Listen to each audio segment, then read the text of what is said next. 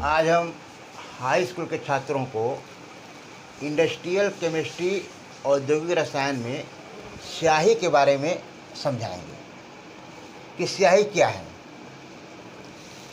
पहले स्याही का इतिहास क्या रहा है। स्याही का इतिहास लगभग 4000 वर्ष से भी अधिक पुराना है।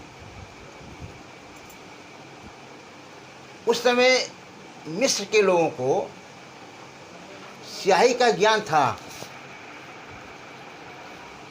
उसे वे लोग कोयला और सरेस को मिलाकर बनाते थे। आजकल स्याही अनेक प्रकार की होती है, जैसे नीली स्याही, काली स्याही, नीली काली स्याही, हरी स्याही, लाल स्याही, स्टैम्प का स्याही इत्यादि। इस प्रकार हम स्याही का परिभाषा इस तरह दे सकते हैं कि स्याही वह तरल पदार्थ है जिसके द्वारा किसी वस्तु, लकड़ी, कागज इत्यादि पर अधिक समय तक ठहर सकने वाले चिन्ह बनाए जा सकते हैं। अब स्याही बढ़िया कैसा होना चाहिए, स्याही का विशेषताएं कैसी होनी चाहिए। पहला कि स्याही का रंग चटकदार होना चाहिए। स्याही द्वारा लिखा गया शीघ्र सूख जाना चाहिए और स्याही पेन की नीब पर नहीं जमना चाहिए। और सबसे बड़ी खासियत यह है कि स्याही कागज के साथ कोई क्रिया नहीं करती है। क्लियर? यह हमारी स्याही की विशेषताएं हैं। उसका रंग चटकदार होता है, स्याही द्वारा लिखा गया शीघ्र सूख जाता है, स्याही पेन की नीब पर नहीं जमती है और स्याही कागज के साथ कोई क्रिया नहीं करती। स्याही के प्रकार, टाइप्स ऑफ इंक। स्याही बनाने में जो पदार्थ प्रयुक्त होता है उसके आधार पर हम स्याही को 2 भागों में बांट सकते हैं। मतलब प्रयुक्त पदार्थों के आधार पर स्याही 2 प्रकार की होती है। पहला एनिलीन स्याही और दूसरा आयरन गाल स्याही। अब इन दोनों प्रकार के स्याही को बनाने में कौन कौन से पदार्थ प्रयोग में लिए जाते हैं उनका नाम हम आपको बता रहे हैं। स्याही जो 2 प्रकार की होती है उसमें पहला एनिलीन स्याही। अब एनिलीन स्याही बनाने में हमें मुख्य रूप से मुख्य पदार्थ और अन्य पदार्थ की आवश्यकता पड़ती है। और अब हम आपको बता रहे हैं कि मुख्य पदार्थ में क्या क्या पदार्थ की आवश्यकता होती है। जैसे एनिलीन स्याही बनाने में निम्नलिखित जो यहाँ पर हम एक लिखे हुए हैं उसकी रासायनिक पदार्थ प्रयुक्त होते हैं।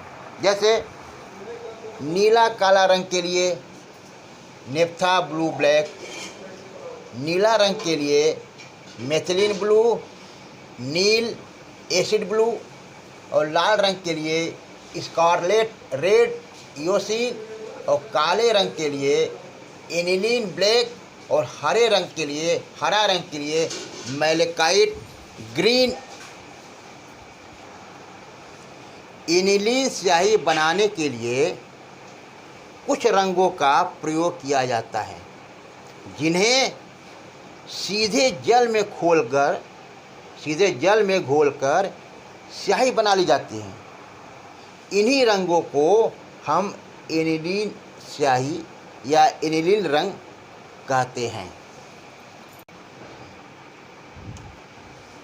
रंगों के अतिरिक्त स्याही बनाने के लिए कुछ अन्य पदार्थ की भी आवश्यकता पड़ती है।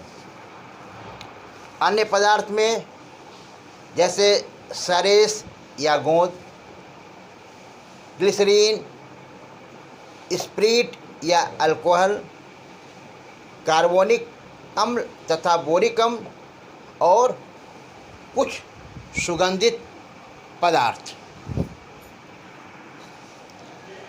एनिलीन स्याही बनाने में जो अन्य पदार्थ प्रयोग में किए जाते हैं वह क्यों स्याही बनाने में मिलाए जाते हैं? जैसे पहले सरेस है। सरेस स्याही बनाने के लिए थोड़ी मात्रा में मिलाया जाता है। इनको मिलाने से स्याही का रंग उड़ता नहीं है और उसमें चमक आ जाती है तथा स्याही का प्रवाह हमेशा एक समान बना रहता है। अब दूसरा आया ग्लिसरीन। ग्लिसरीन मिलाने से स्याही जल्दी सूखती नहीं है। इसका प्रयोग मुख्य रूप से स्टैम्प पैड स्याही बनाने में किया जाता है।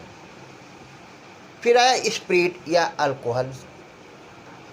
स्प्रीट या अल्कोहल का प्रयोग करने से स्याही कागज पर लिखने के बाद फैलती नहीं है या बहुत कम फैलती है। और फिर आया कार्बोनिक अम्ल।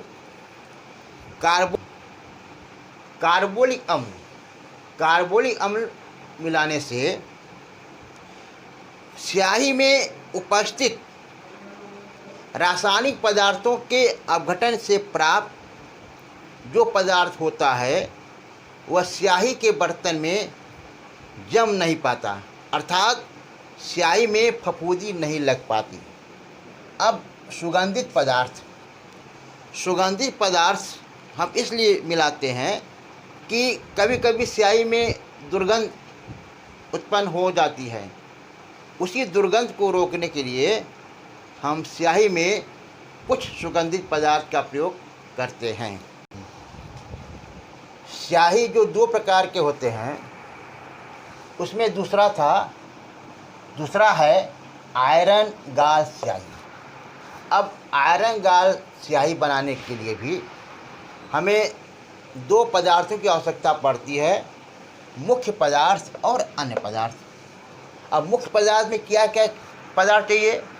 मुख्य पदार्थ में टैनिक अम्ल तथा गैलिक अम्ल और दूसरा फेरस तथा डाइल्यूट तनु हाइड्रोक्लोरिक अम्ल। जो टैनिक अम्ल और फेरस तथा तनु हाइड्रोक्लोरिक अम्ल है, इसका क्यों हम इसको मिलाते हैं? टैनिक अम्ल तथा गैलिक अम्ल इनकी उपस्थिति से नीले काले रंग की स्याही प्राप्त होती है, ब्लू ब्लैक कलर की स्याही प्राप्त होती है। और फेरस तथा तनु हाइड्रोक्लोरिक अम्ल की उपस्थिति से इसमें फफूंदी नहीं बन पाती है, फफूंदी को यह रोकते हैं।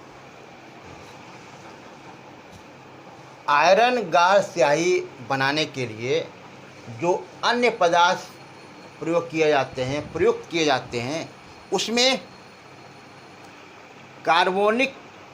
कार्बोनिक अम्ल, बोरिक अम्ल, बबूल कागज, एथिल अल्कोहल, ग्लिसरीन तथा सुगंधित पदार्थ प्रयुक्त होते हैं।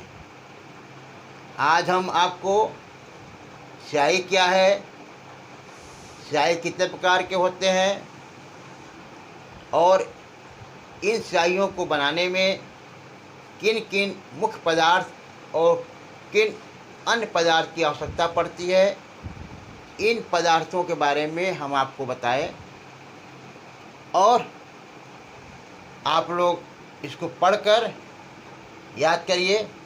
धन्यवाद।